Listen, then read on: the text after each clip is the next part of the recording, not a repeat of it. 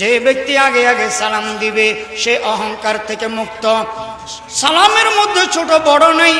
নবী রাসূল উম্মতকে সালাম দিবে, উম্মত নবী রাসূলকে সালাম দিবে, রাজা প্রজাদেরকে সালাম দিবে, প্রজারা রাজাকে সালাম দিবে, নেতা কর্মীদেরকে সালাম দিবে, কর্মী নেতাদেরকে সালাম দিবে, ব্যবসায়ী কাস্টমারকে সালাম দিবে, কাস্টমাররা ব্যবসায়ীকে সালাম দিবে, স্বামী স্ত্রীকে সালাম দিবে, স্ত্রী স্বামীকে সালাম দিবে, সন্তান মাতা পিতাকে সালাম দিবে, মাতা পিতা সন্তানকে সালাম দিবে, শিক্ষক ছাত্রদেরকে সালাম দিবে, ছাত্র শিক্ষককে সালাম দিবে।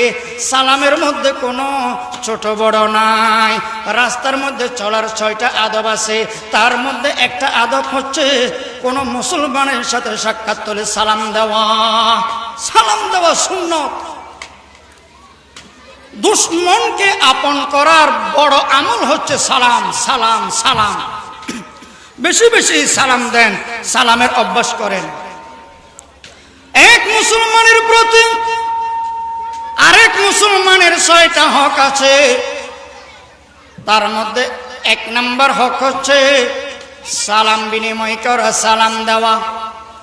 2 নম্বর, কোন মুসলমানে যদি আপনাকে দাওয়াত দেয়, দাওয়াত কবুল করা সুন্নত এবং এটা মুসলমানের হক। দাওয়াত কবুল করা সুন্নত। আল্লাহ রাসূল সাল্লাল্লাহু আলাইহি ওয়াসাল্লামকে যখন কেউ দাওয়াত দিতেন, দাওয়াত কবুল করতেন। ধনী গরিব দেখতেন না, পয়সাওয়ালা গরিবওয়ালা দেখতেন না। যে দাওয়াত দিতেন আল্লাহ রাসূল তার দাওয়াত কবুল করতেন। আমরাও এই আমল করব। কেউ যদি দাওয়াত দেয়, দাওয়াত কবুল করা সুন্নত। আবার মাঝে মাঝে আমি নিজেও আরেকজনকে দাওয়াত দিব। শুধু মানুষের দাওয়াত কবুল করব তা নয়, মানুষকেও মাঝে মাঝে দাওয়াত দিব।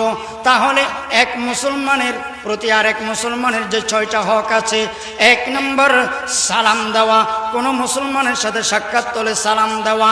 2 নম্বর দাওয়াত দিলে দাওয়াত কবুল করা। 3 নম্বর সৎ পরামর্শ দেওয়া, কুপরামর্শ না দেওয়া। এক মুসলমানের যে হক আছে 6টা, তার মধ্যে এটাও একটা হক, এটাও একটা হক।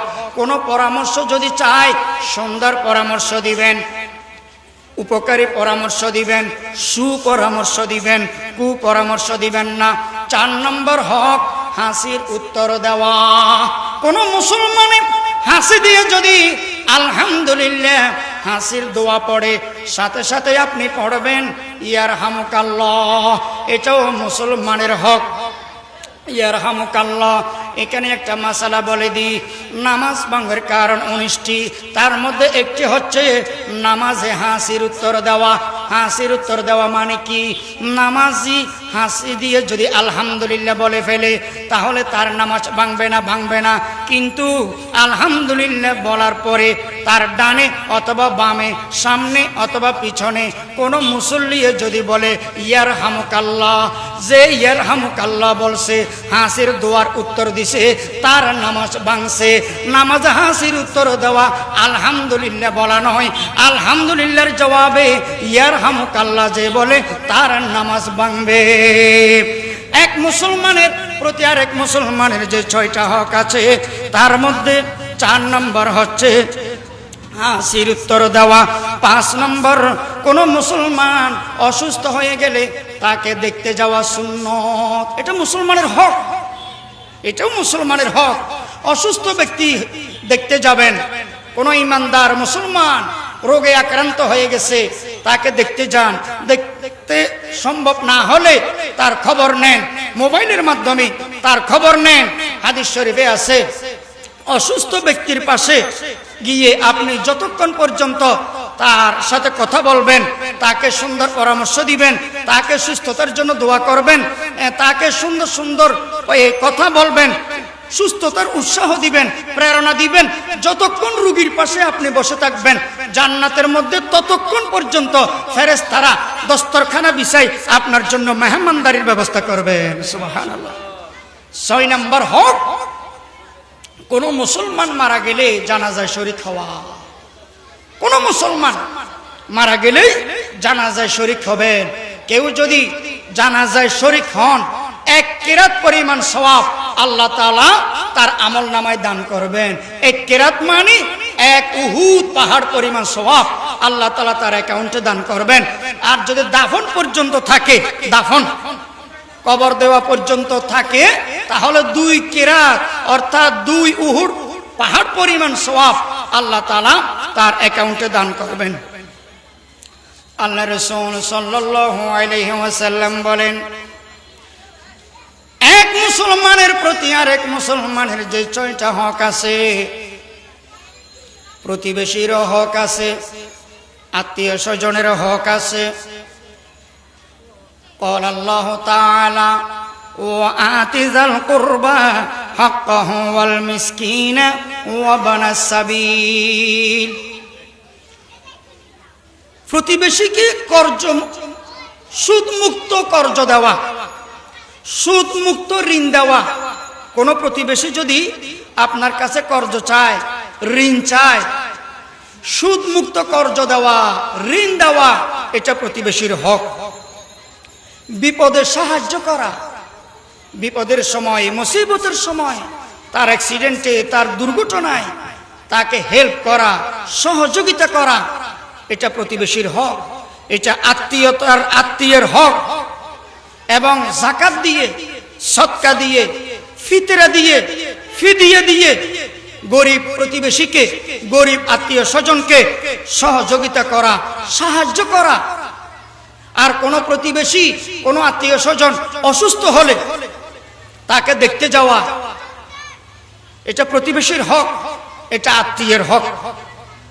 তার খবর নেওয়া, সম্ভব হলে তার জন্য কিছু হাদিয়া নিয়ে যাওয়া, তাকে সুস্থতার উৎসাহ দেওয়া, সুস্থতার জন্য আল্লাহর কাছে তার জন্য দোয়া করা।